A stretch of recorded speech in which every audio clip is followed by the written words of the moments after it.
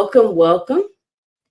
I am Dr. Jacqueline Kaba-Harrison, and I am your host for Eight Queens Roundtable Show and Podcast. So, welcome back to another awesome episode. I am super excited. This particular episode is a Queen's Spotlight.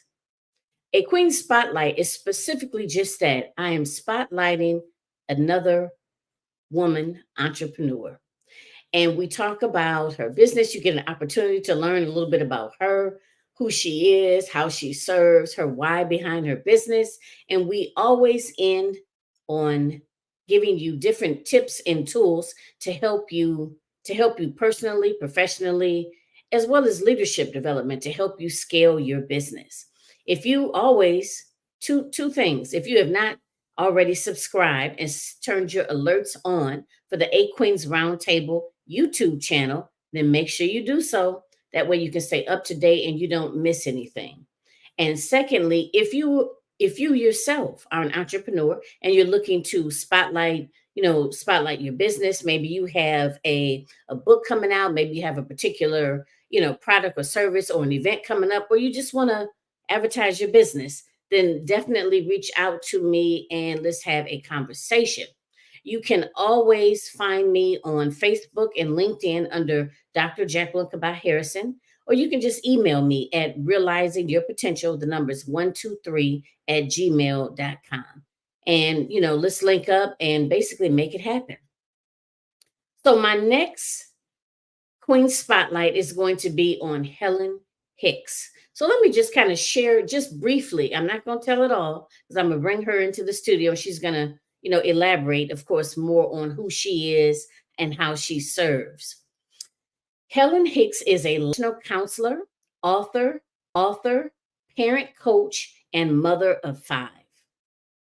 Helen has dedicated her life to helping others and set her sight on an ambitious goal of reaching 1% of the world to teach parents how to parent healthier and easier. Ooh, I like how that sounds. I need that. Her smart goals parenting approach eliminates power struggles while developing self-discipline and emotional stability in children. So without further ado, let me go ahead and bring her into the studio and she can introduce herself, tell you a little bit more about herself. Hi, Miss Helen Hicks. How are Hello. you? I'm doing well. How are you doing, Dr. Jackie? I am doing great. And I just want to tell you, it is a pleasure, having you here with me to share your expertise on this subject. And I have a 13-year-old, so I can't wait. Awesome, awesome. I'm so happy to be here as well. So thank you for the invite. As Dr. Jackie already stated, I'm a master's level professional counselor, and I've been in the mental health field for almost 30 years now. And the first 15 years was strictly working with children and their families. So I definitely learned a lot. I put a lot of skills into practice and things that I have always utilized with my sons. So I definitely have put together something that I believe anyone would be able to put into practice in their homes and have, emotional stability, self-disciplined children, which means you don't have to do the back and forth, the I told you this and why won't you do that and all that kind of stuff.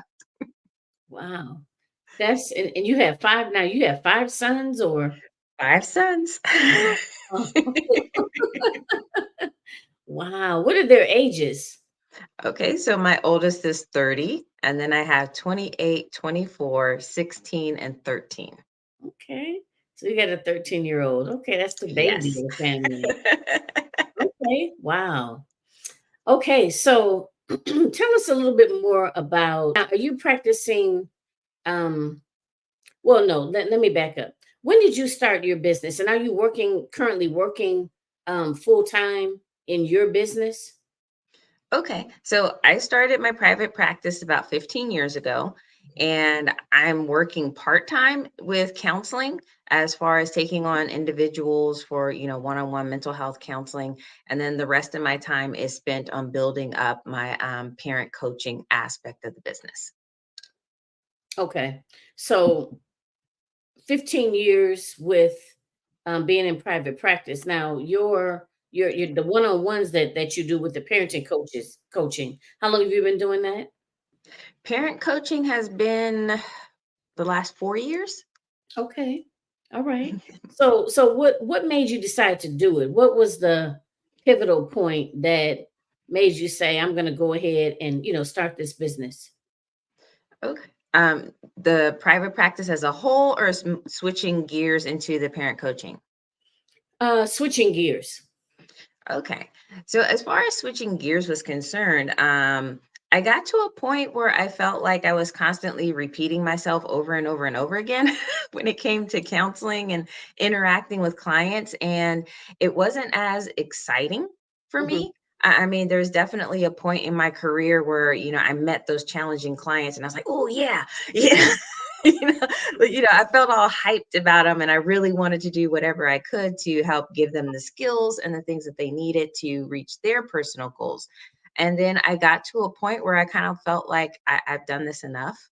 Hmm. I'm not excited about this anymore. And then I was sitting and talking to someone, trying to figure out which direction I wanted to go in. And he was like, well, why don't you just kind of take a breather, take the pressure off of yourself, take a step back and really tune into what you feel like you do well and you understand well. And so when he said that, it only took me about 5 minutes. And I was like, parenting. Okay.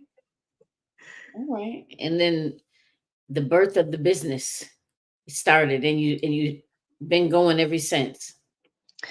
Pretty Okay. much. So what happened was once I kind of came to that realization, it really moved me to start writing my book, which is called The Parenting Treatment Plan.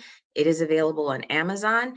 And so I titled it The Parenting Treatment Plan because, coming from mental health, everything starts with a treatment plan. Mhm. Yep. And so I felt it was apropos, also for the fact that I do experience a lot of challenges that parents are going through. And I feel like a lot of they're more unique nowadays than they probably were, I don't know, maybe let's say 50 years ago.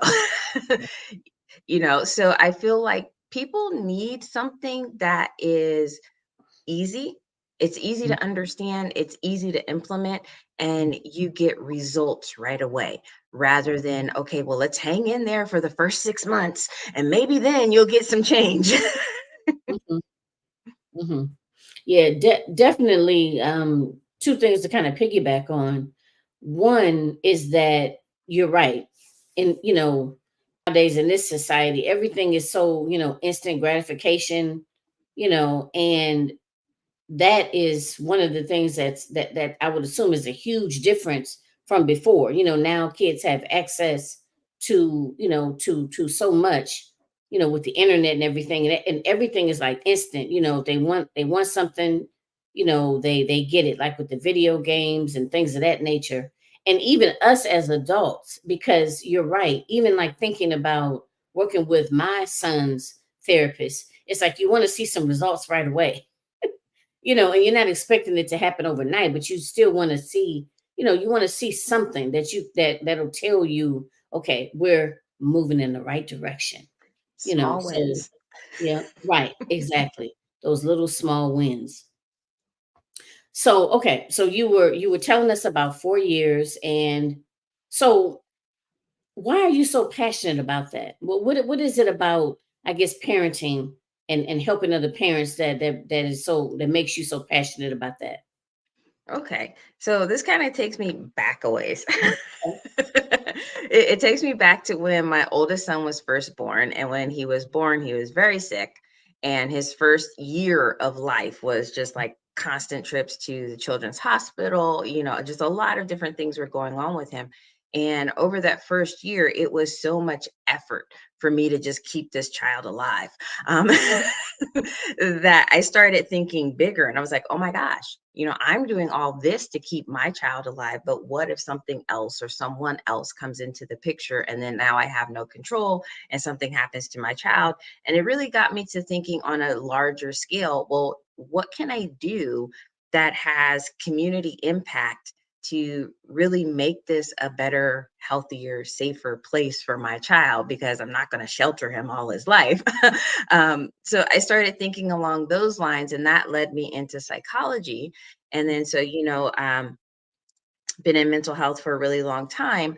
But then the shift to parenting, it was not just about my passion, but also seeing how many people, one, are having children, people who, whether it's a oops or it was a planned, whatever it was, how many people are having children, and then people who have no idea what to do afterwards. They're here, now what? And so just felt like that's where the need really was, and helping people to understand, well, what are your goals? What is it you're supposed to be aiming for when you're parenting? And what I've discovered is, when you give people those goals, say, okay, here's your focus. And every interaction that you have with your child, you're coming back to these two goals. Everything that you're saying, everything you're doing, all these things are focused around just two goals. It's not like a long list of them, it's two things. And when you do that, you're able to calm yourself down. You're able to stay in an emotionally stabilized and controlled place yourself, which then creates an emotionally safe environment for your child. And then your child becomes invested in wanting to do the things that you're asking to do, because your child's invested in maintaining this positive relationship. Hmm. Wow.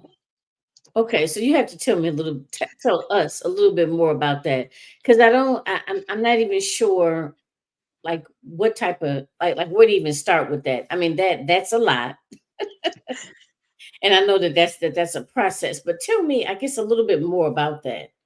I mean, where do we even start? Like, to have myself as well as the audience kind of understand basically why they need your help, or why, a friend of theirs or whoever is having some difficulties, and why, that they need to seek you out. Kind of, I don't even know where exactly to start, but tell us a little bit more about that. I guess, like, why that's important, maybe how you go about doing that. Okay. So, honestly, I took a small page out of the Gottman's book, because I don't know if you're familiar with the Gottmans. They're a husband and wife who do couples therapy, and couples therapy is their thing. And I believe that they're really great at it, but it's not my thing. But I like their approach to it, because what they did is they went out and they saw what was working. Okay. They observed couples that were doing well, and then from what was working, they kind of broke it down into pieces that they could disseminate to others. So I kind of took that same approach, because I had a great relationship with my father. And I just kind of started by breaking down that relationship. And then, as I was going through other people's parenting books, I was noticing certain themes were constantly coming up as to, oh, okay, so positive parenting experiences mainly include the parent being regarded as a respected figure. So that's goal number one, that as a parent, you have to become your child's respected figure. I also refer to this as the authority figure, but I know people have like certain reactions to the word authority. So I've kind of put it into easier to swallow wording, which is a respected figure. Um, so once you are a respected figure, and that's the bulk of my parenting course, which is Smart Goals Parenting, is teaching parents how to be that respected figure. And it involves five main skills, which is being consistent, nurturing, guiding, listening, and lastly, talking. Those are the five things that you have to learn how to master in your own way in order for you to be considered the respected figure. Once you're the respected figure, if you're doing all the things that I'm talking about, you're also cultivating an emotionally safe environment. And if we look at Maslow's hierarchy of needs, that very first level is food, clothing, and shelter. The next level is physical safety and emotional safety. And then the third level is a sense of belonging, love, interpersonal relationships, and friendships. So a lot of times what I see is because a parent is a parent, they want to jump right into that third level of, ooh, let's have this loving relationship. And oftentimes what's missed is emotional safety. And emotional safety, from what I've witnessed in the work that I do, emotional safety is often compromised when it comes to discipline. Because when your child isn't behaving the way you want your child to behave, parents start to panic. They get anxious and like, oh my gosh, what am I going to do? My child's acting up in public. They're doing this, they're doing that. And then as the parent, becomes more anxious, the parent is unable to think clearly. And then the parent is grasping at straws. What can I say? What can I do to change the situation? And that ultimately compromises that emotional, safe environment, which causes children not to want to connect. And they no longer see the parent as a respected figure or a trustworthy figure. And so once parents fall out of that, now you have a power struggle. Because as the parent, you want to be able to control the situation because you see it as your job. But for children, if you've compromised their trust, children are hardwired for survival. And if they feel like they can't trust you, then they're not going to put their survival in your hands. They're going to believe that they are better suited for being able to take care of themselves rather than allowing the parent to be in that role if you've breached their trust. So that's where a lot of power struggles and a lot of issues that parents experience come in, because that emotional safety has been breached and the child in that moment is not interested in perpetuating the relationship. So ultimately, if you are the respected figure, you're cultivating an emotional safe environment, then you're also going to learn how to help your child learn to make good choices, because that's the second goal. It's teaching your child how to make good choices. It's not about controlling your child, but it is about knowing which choices to present for your child to choose from, Mhm. and then following through with consequences and rewards. Okay. So back on the emotional safety part, how do you how do you cultivate that, I guess, and how do you know if you've cultivated that, I Okay. guess? That's what I want to ask. So the easiest answer is, how do you know you have no more power struggles? If Okay. you have emotional safety, then your child has no need to fight for that control, because the control is over feeling safe. So Okay. if you are indeed cultivating that safety, your child has no need to fight in a power struggle. That's why they go away. Okay. So how do you do that? Again, it comes back to those 5 skills that I said. And again, this is what I lay out in my parenting course. And, I have worksheets and activities for people to really kind of be able to do so. But it's consistency, nurturing, guiding, which includes discipline, and listening and talking, because listening is imperative to being able to understand your Okay. child's world, what's important to your child, and then therefore, how do you nurture? How do you meet those needs? You can't meet the needs if you're not listening to find out what's important to your child. And then talking is not just about guiding your child, but it's also about establishing trust, because are you a person of your word? Mm. Okay. Yeah. That's a big one, right?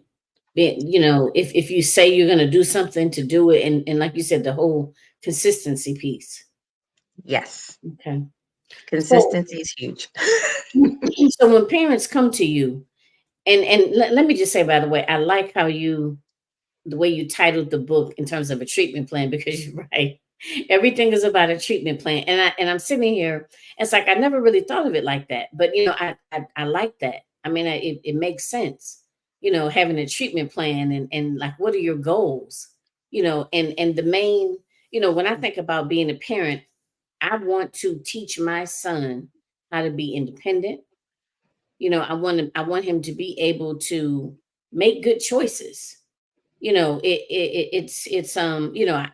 can't control him, and I don't want to. What I want is, I want to give him the skills to be able to make better choices for himself, because that's what it's about. Because I'm not always going to be here. And the whole idea is for him to be able to be, I want him to be self-sufficient. I want him to be, emotionally healthy. I want him to be able to connect with others. I want him to be responsible. I want him to be accountable. So I would assume that these are some of the different things that you sit down and talk with your parents about. Like, what are their goals? Because everyone is different, right? Right. Everyone's different in terms of their very, very specific goals. But ultimately, no matter what they say, it all really comes back down to making good choices. Because at the end of all of our lives, we are simply the summation of every choice we've ever made. Woo, just even thinking about it like that, it's kind of like, woo. But okay, all right. The summation of all the choices that we've made. Okay, Right. okay. And I know there's a lot that's within that, but Mhm. I'm very much a root kind of person. Like, let's get to the root of this. I don't want to be here clipping the edges and the hedges and all the rest of that all day long. If this is a problem, let's get to the root and not keep waiting for the next thing to sprout up. So, Mhm. Right. so I've kind of taken this really broad thing and I brought it down to, okay, this is the root of it. And if you are the parent who's putting that choice in front of your child, and again, it's understanding what are the appropriate choices to present to your child, and Mm. then you let your child choose. And this resolves the issue that I hear a lot of parents say, oh, I don't want to be the bad guy. Well, you're no longer the bad guy, nor can you be the Mm. bad guy if your child chose it. Okay. Okay. Hmm.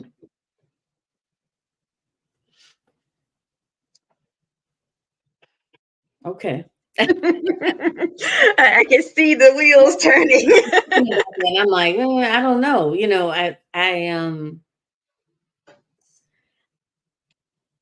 It sounds like, I mean, it's like, I understand what you're saying. It sounds logical in theory. I guess I'm just kind of thinking to myself, um, because I've presented different things to my son before, and he didn't choose, he didn't choose, it's like, I don't want to say he didn't choose what I wanted him to choose, but it But wasn't a that good was it. it He wasn't didn't a choose good what you decision. wanted him to choose. But it wasn't a good decision though. And so that has to happen. That Okay.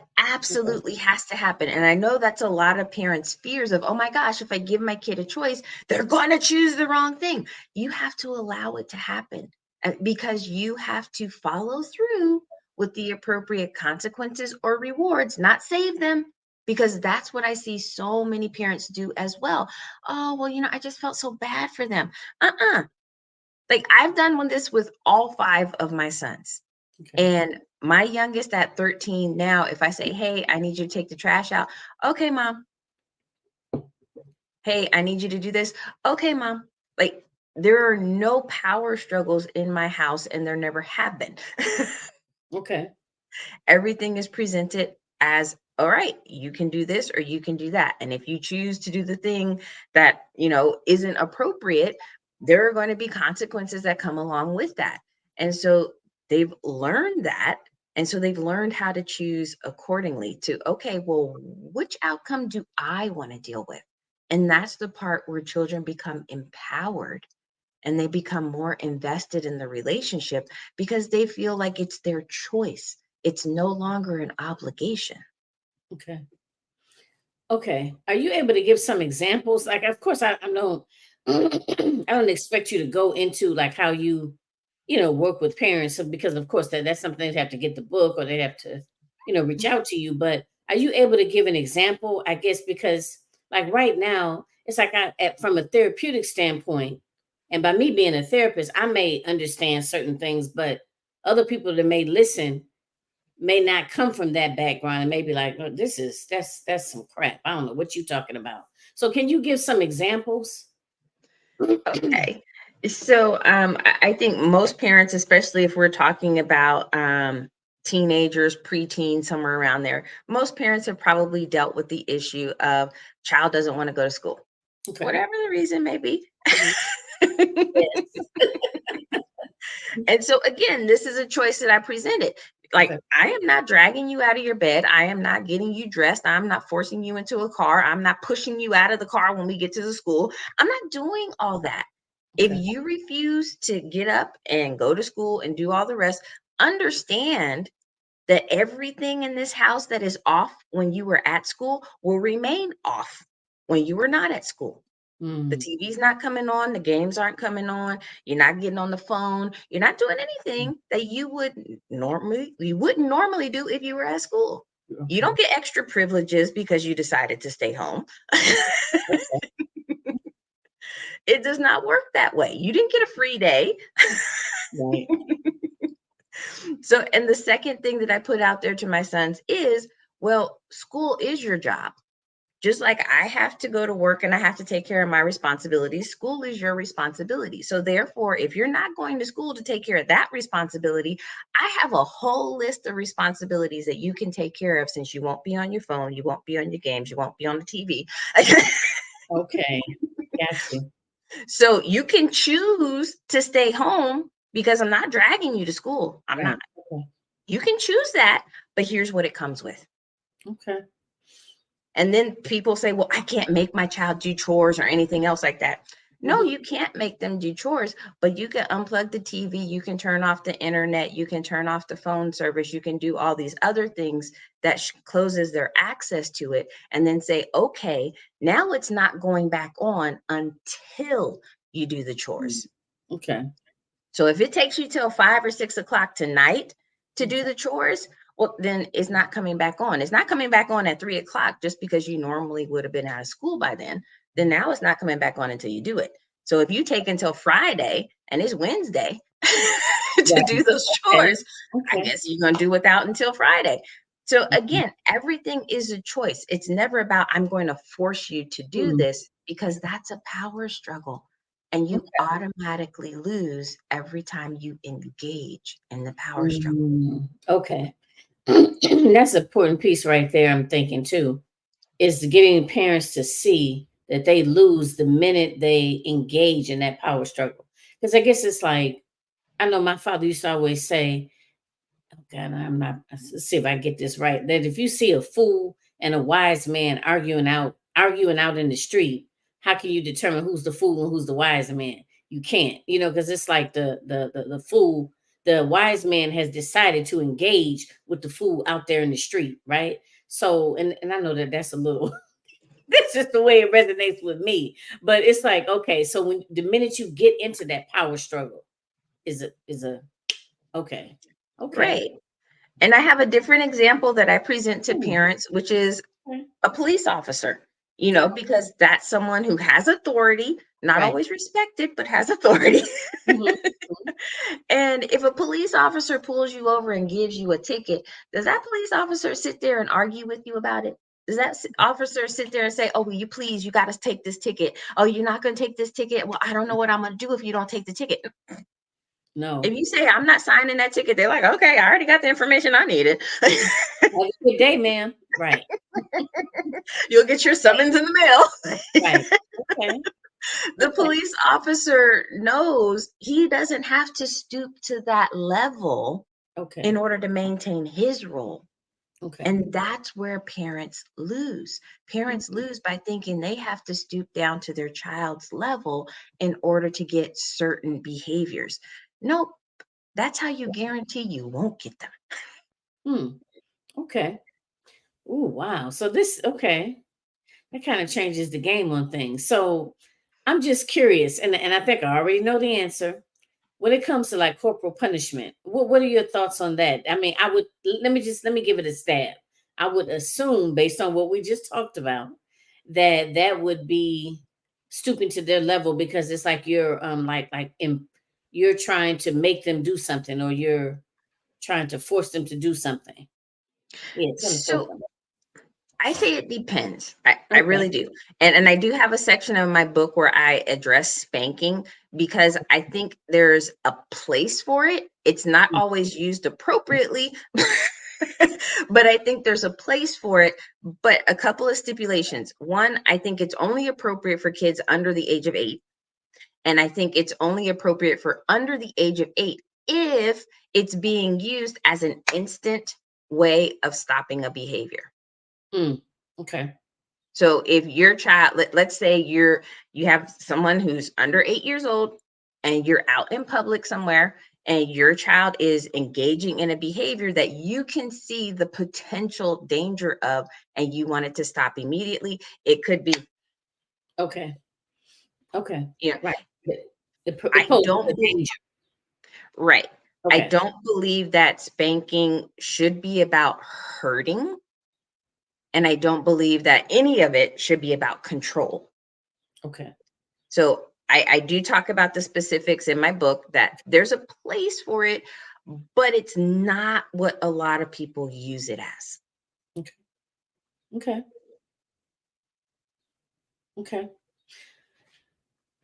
So you know what now? And this now I have another scenario question. So I don't I don't know your age, but for me, being a '70s baby, I can think back to with my parents, and my father was the authoritative, the one Disciplinarian. disciplinarian. And I just remember like fearing, you know, I feared, I don't know if you want to call it fear or respect, or maybe a little bit of both. I don't know what percentage or whatever, but fear. Like there were certain things that I wouldn't do. I just wouldn't do it, whether it was, in front of him or behind his back, just because of the fact that I feared like I feared disappointing my parents, as well as just like feared as in like fear for what was gonna happen to me if I did it. So I know a lot of us that, like maybe '70s, born in '70s and '60s, kind of look at the children now and the interactions between the parents and children and we think to ourselves like, like if I'm up at my son's school. So I told you my son is 13. I'm at his school and I can hear the kids talking, the young adults talking. And some of the things that they're saying, I'm thinking to myself, I wouldn't dare have said those things if I even thought, or even any other parent, not just my parents, any other parent was in earshot. I wouldn't even say certain things.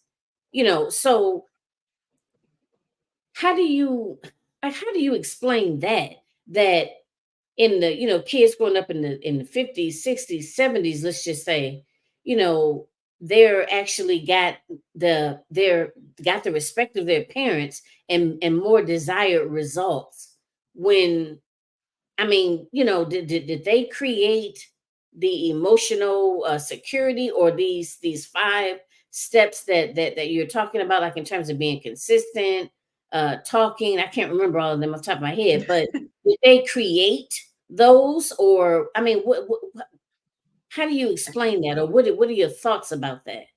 Okay, so I was born in the '70s as well. So I completely understand what you're talking about. Mhm. And I think that was a lot of fear-based parenting Okay. because and I grew up with a really great example of that because everything about my mother was based on fear. Mm. Like my mother was the disciplinarian. She was the one, she beat us for anything and everything. Versus my father, I respected my father. There was no sense of fear with my father, and he only ever spanked me one time in my life, and I was like 6 or 7 years old, and that's the only time my father ever spanked me, but I did things because I respected him. Okay. Versus my mother, people will engage in whatever behavior they believe is necessary to escape whatever punishment is related to a Right. fear-based relationship.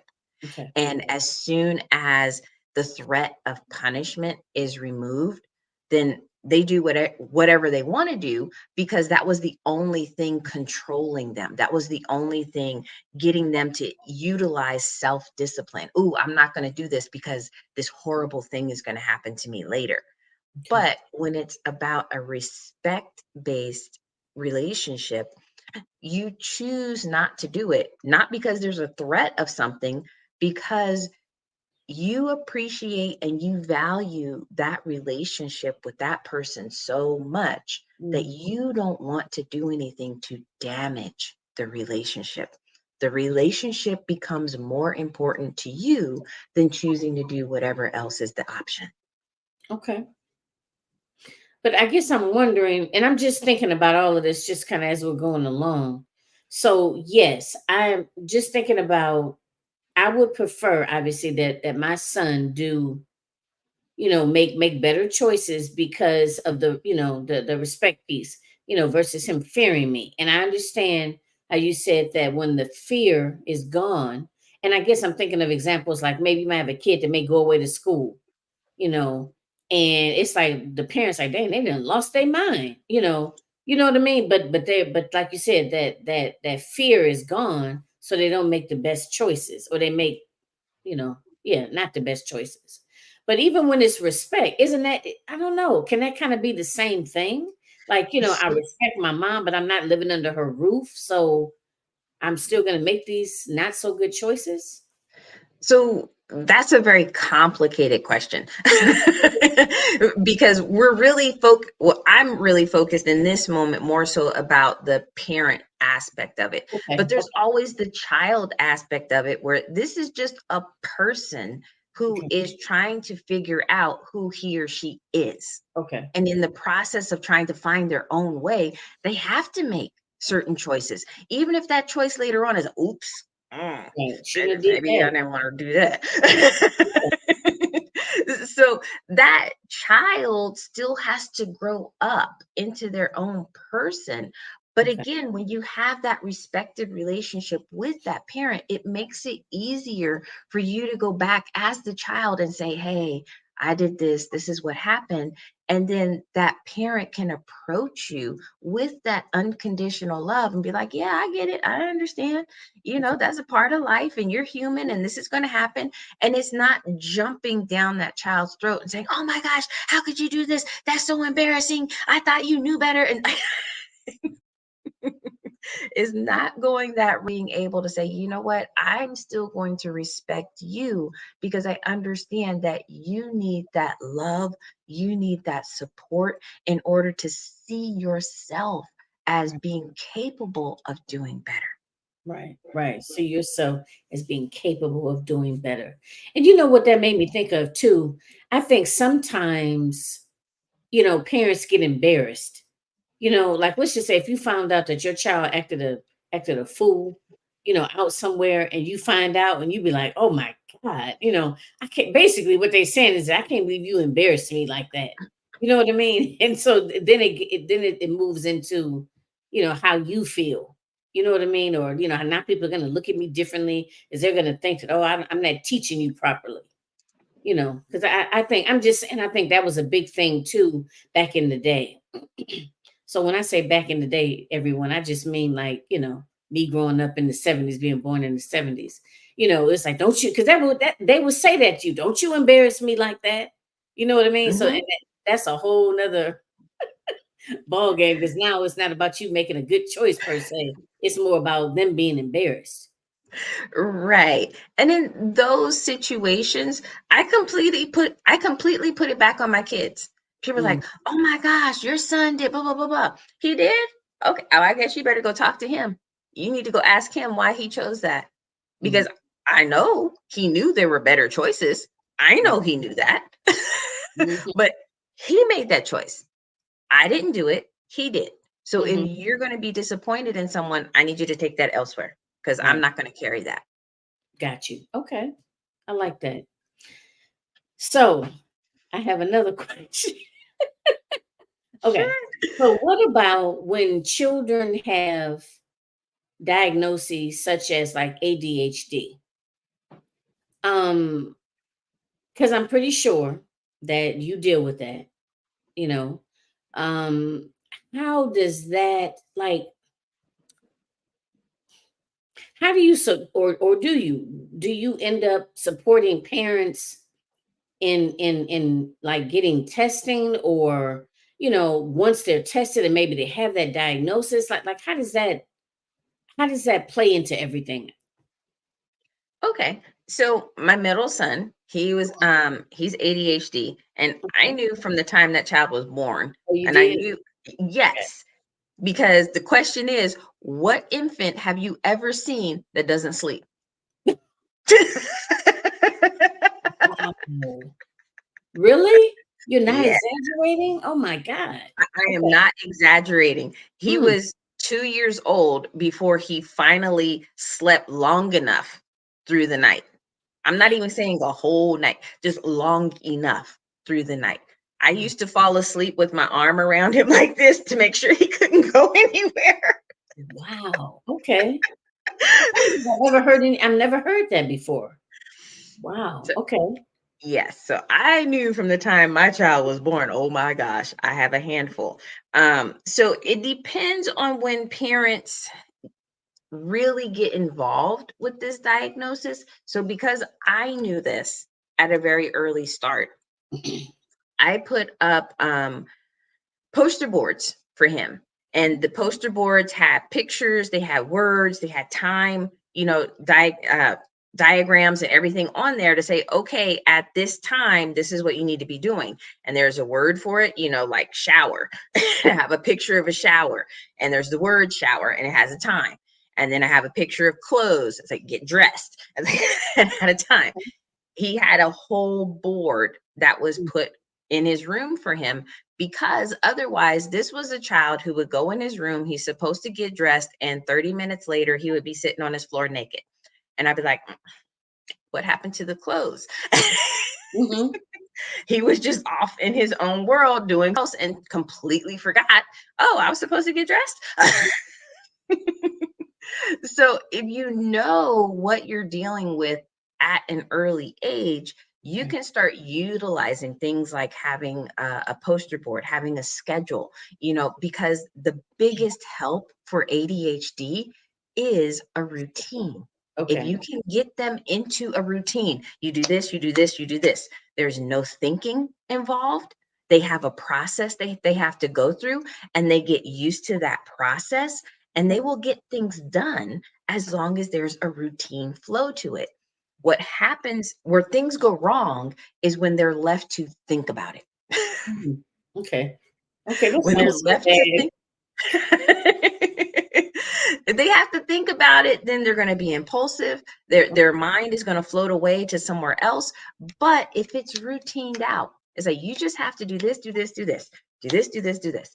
And even to this day, he's in his early 20s and he has his routine. That's what I'm very proud of, having taught him. You need to have a routine, because without a routine, this isn't working. Okay. All right. Wow. Okay. So I guess with something like that, the biggest takeaway for me is kind of knowing what you're dealing with. And when you know what you're dealing with, then you can plan accordingly. Okay. Right. Okay. All right. Wow. Okay. So tell us about the book. Because I need to get this book. You can go to Amazon and give us the name of it again. Yes. So you can go to Amazon. It's also available on Nook, I believe, Mm, because that's the Barnes and Noble's I guess digital book. So it's available in those two places. It's called The Parenting Treatment Plan. okay. The parenting treatment plan. Okay. Yes. Okay.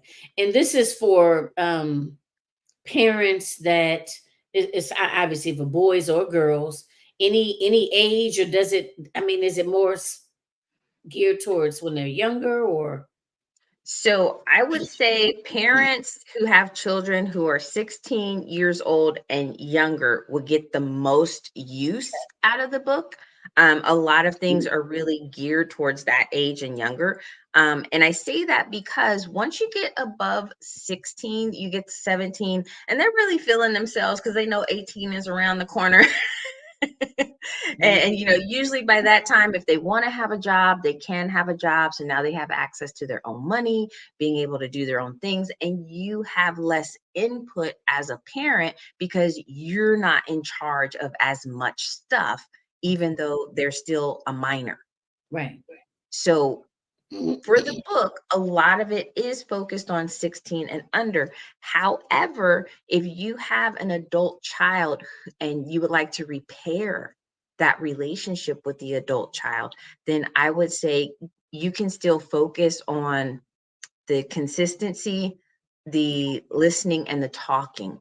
Mm, Those three of the five. I mean, because if they're adults, they may not need as much nurturing, and they may seek some guidance from you, but it's going to be very different.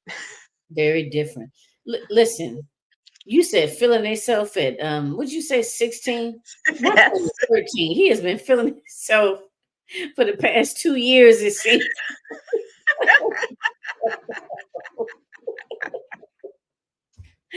Oh my God. Okay. All right. I'm gonna get the book. I'm gonna Thank get the you. book, and then so let me ask this. When you work with parents, do you recommend that they get the book and you kind of work through the book, or do you recommend that they read it prior to working with you? So I do suggest that they get the book while we're working together because in order for all of this to come together and for them to create the really true parenting experience that they want, there's a Mhm. lot of stuff they need to be working on outside of their time with me. Right. So if they have the book, that can be their reference point, their guide, during all the times that we're not meeting, so that when we are, you can Mhm. say, okay, this is what I did. This is what I tried. Here was the outcome. What do I need to shift, alter, change, or whatever? Okay. So, and then when you work with the parent, you're not working with the child too, right? No, I pull Okay. away from, Okay. I'm not doing any type of counseling with Okay. children or anything like that. I really just focus on the parents, how they're interacting with the child, and what type of environment they're setting up. Okay. Okay. Wow. Okay. This is exciting. Okay. This is exciting. And I know there's probably a lot of people that may listen to this, and they may, and even if their children are grown, because I know I started late, and a lot of people my age, have grandchildren, or they definitely have children that are in their 20s.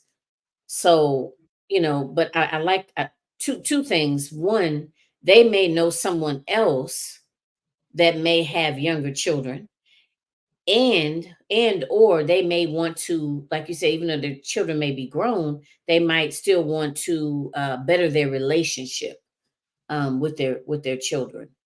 um yeah, so okay. And then you mentioned that if they're older, you said it's the listening, talking, and what was the third one? Listening, talking, Consistency. and consistency. Okay. Okay. Right.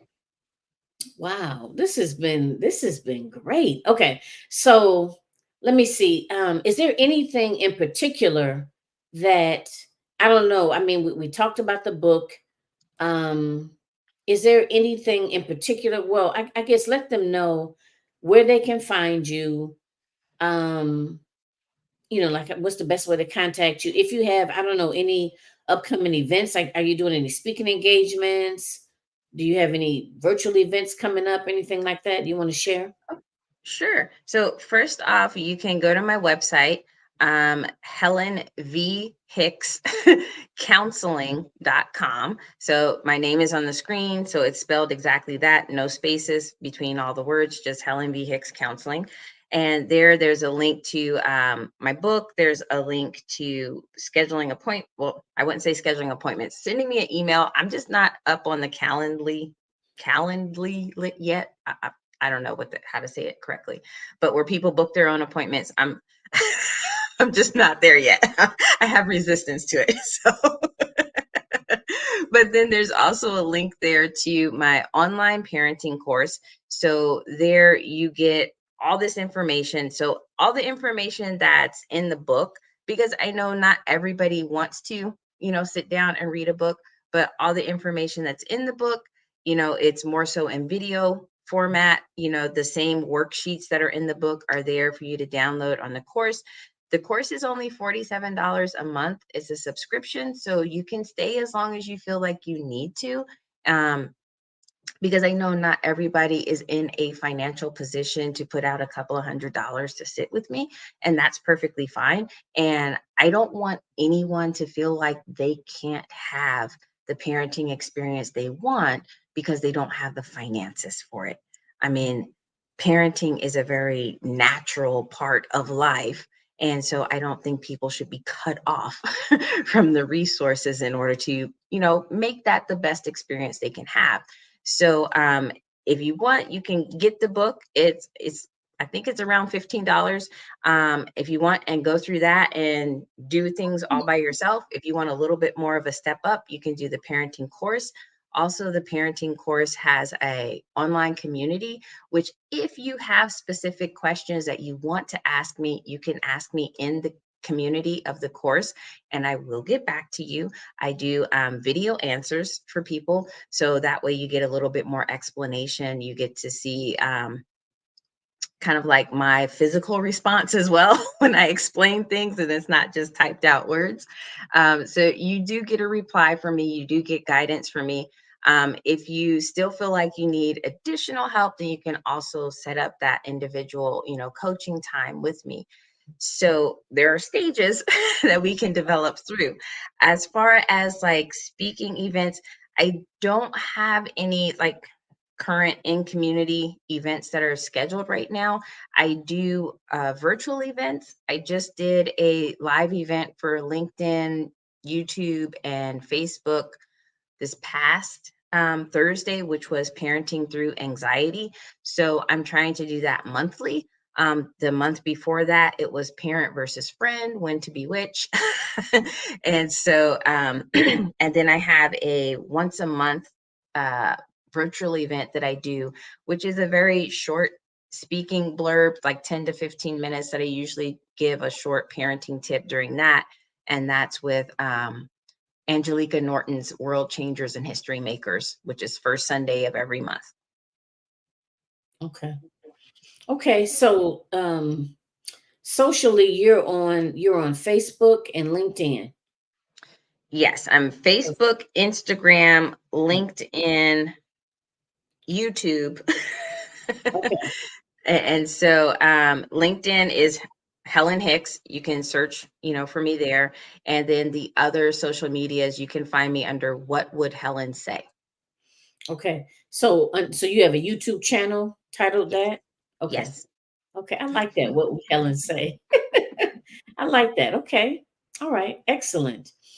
I'm just trying to think if I had any other questions. Hopefully that kind of answers everything for everyone. They know how to get a hold of you, to link up with you. So that's excellent. And where to get your book.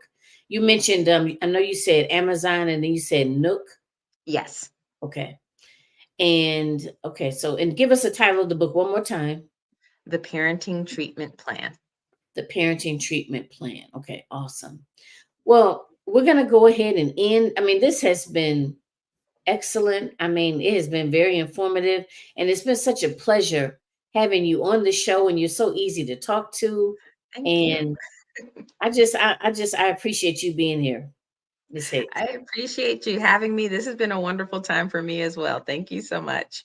Good, good, good. So I'm gonna close it out. I'm gonna, if you don't mind, just kind of waiting waiting backstage, just briefly. I'm just gonna close the show out, and then I'll be right back with you. Okay. Sure. All right. Thank you. Woo, that was awesome. I mean, I got so much out of that. I hope you all did too. And if you need any more guidance, please look her up, make contact with her, and get the book, make contact with her on LinkedIn or Facebook. I mean, that's the point of this. Sometimes we suffer in silence or we just don't know what to do. We just kind of, sit somewhere and just throw our hands up. But there's help out there to help us navigate this parenting journey. So again, thank you so much for joining us for A Queen's Roundtable show and podcast. I am your host, Dr. Jacqueline Kaba-Harrison. Please, if you have not done so already, subscribe, and set or turn your alerts on for the A Queens Roundtable show and podcast on YouTube. So that way you can stay up to date and you won't miss anything. And if you're interested in being a guest, please look me up, like I said, either on Facebook or LinkedIn, and shoot me a message and let's talk. All right, everyone. Until next time, stay tuned. This concludes our A Queen's Spotlight.